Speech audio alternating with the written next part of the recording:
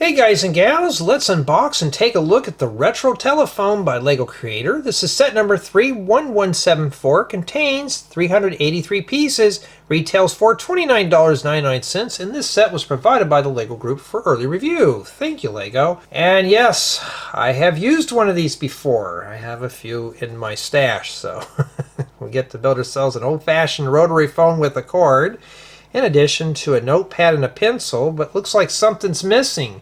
The phone book. Maybe that would be in another set, we don't know.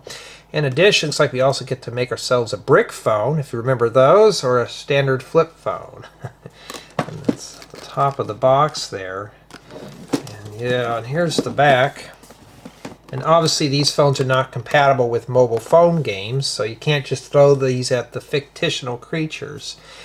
And surprisingly enough, I have used these type of phones in the past. So this should be a fun one to put together. But before we can make a phone call, we're going to have to open this up and see the telephone. That's if I can open up the box. As a matter of fact, this box is about roughly the same size as a phone book that I had when I was a kid, or have seen. And yeah. Looks like we get ourselves 3 numbered bags. And it looks like that's light aqua blue, or light royal blue would be more precise.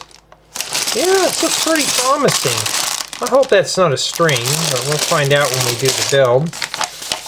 And let's see what we got in here. Oh, I gotta be careful. I've already had enough paper cuts, and I see something I don't want to see there.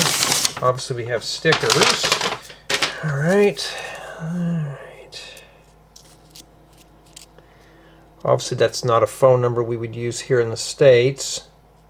I'm surprised it didn't use 8675309, if you get what I'm talking about there. I'm sure some of you growing up in the 80s probably know what I'm talking about. And yeah, so looks like we got to build ourselves a flip phone. I've used those before.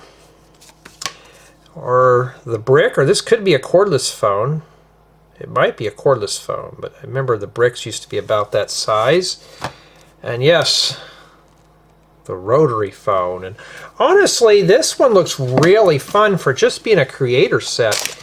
And I'm pretty pleased with what I see so far. This looks pretty interesting. This looks pretty interesting indeed. So let's head over to my second channel. We're going to build the retro telephone. Come back and we'll take a closer look.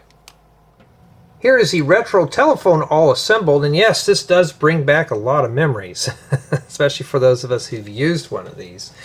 So off to the right here, we got ourselves a pencil. Looks like a regular pencil. It's got the right feel of a pencil, and we got ourselves a little notepad. And yes, we put the stickers on those, but you got some with phone numbers and with the checklist, and if you want you can change those out if you feel the need to do so. But I like this because it's got this piece here, looks like it's peeled up. Usually that's how these are at the ends. And not too bad there, but let's take a look at the phone. Of course, it's just your typical rotary phone with the coat on the back. And the cord is just consisting of noodle pieces.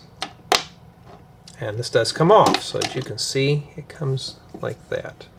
It looks almost like that. And it coils up pretty nice too.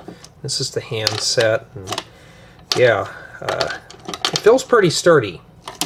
What it is. I didn't really have anything fall off on the build while I was assembling it.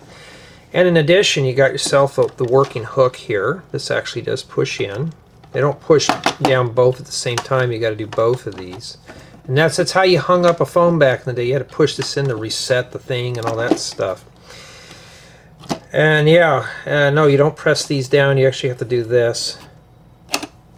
Imagine, I think this one was 1 and this last one was 0. So you had to do this. But you put your finger in here and you would go like that. And this wouldn't move, obviously, but you had to go around like that. And it's got that feel of a rotary phone. It's not too bad.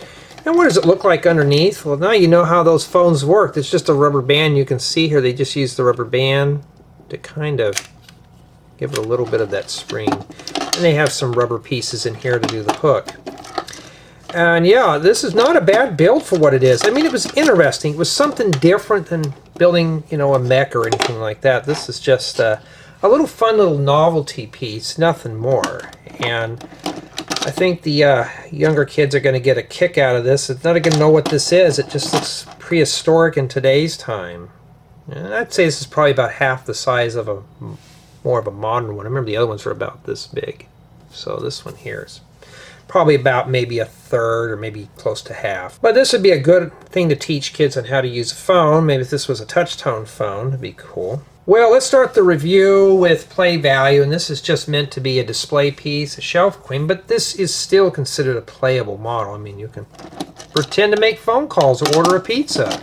It's a nice little playable model here. I mean, you know, it looks cool, right? You could use this to put on your shelf. If you're into collecting vintage electronics like I am, this would be a good piece to have in your collection.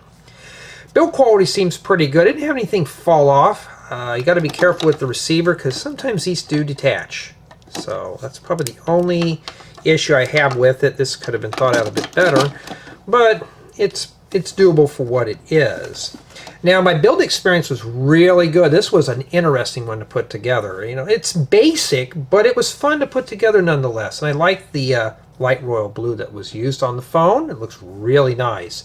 I've seen these in ivory or tan. I've seen them in white, avocado green, harvest gold, rust red. I've seen these phones in all sorts of colors, but blue, I don't think I've ever seen anything like this. Not vintage anyways. And yeah, I do have a few of these that actually work.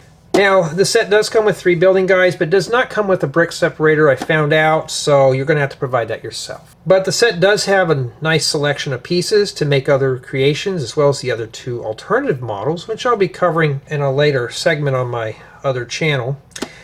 But I'm pretty pleased with the outcome of this set. It was a very enjoyable, relaxing build. I like the colors used in it. It just looks like a real retro telephone. Something you'd see back in the, you know, the 50s up through the 80s. It's really nice indeed. It's really thought out very well. Even this cord is durable too.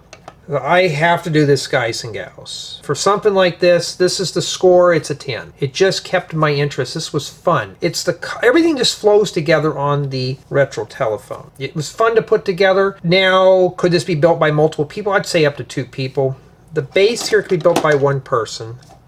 This part here with the cord could be built by another person, as well as this. So then you put all the parts together. So I'd say 1 to 2 people can put this together comfortably. You just have to download another guide. But all in all, though, if you want something just for nostalgia purposes or show your kids or grandkids what a rotary phone looked like, this is how we made calls back then. Just imagine dialing 800 numbers. It took forever to do that. Honestly, though, usually I'm never interested in these type of sets, but this one was really fun. I enjoyed it. So I want to know what you guys and gals think of the retro telephone. Leave your comments below.